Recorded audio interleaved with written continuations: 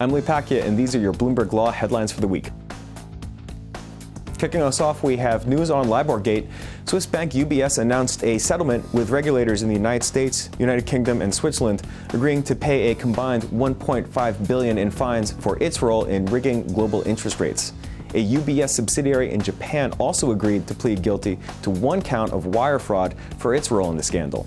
In addition, at least 2 UBS employees will face felony charges brought by the United States Justice Department. Just to put these numbers in perspective, UBS was fined for the equivalent of 3 weeks of revenue in 2011. Still, they had to pay roughly 3 times as much as Barclays did for participating in LIBOR rigging. Next up, we have an old-fashioned fee dispute on our hands. Goldman Sachs and its former board member, Rajat Gupta, are fighting over who should pick up the nearly $7 million tab for Goldman's legal fees and other expenses related to Gupta's insider trading. Gupta, of course, was sentenced earlier this year to 2 years in prison, and he's currently appealing the conviction.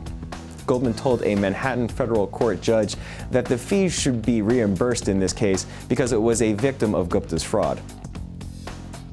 Finally, we might be closer to another BigLaw merger. Reuters reports that law firms Pillsbury Winthrop and Dickstein Shapiro are currently engaged in serious and ongoing merger talks that would create a 950-lawyer firm. Dickstein has, of course, a significant energy practice, and law firm consultant Kent Zimmerman tells us that, quote, energy companies had a voracious appetite for legal services in 2012, and that's likely to continue for some time, end quote. That brings us to the question of the week. How many 1,000 lawyer firms will be created by mergers in 2013? Drop your answer in the comments. That's what we have for this week. I'm Pacchia. Thanks for watching. See you next week.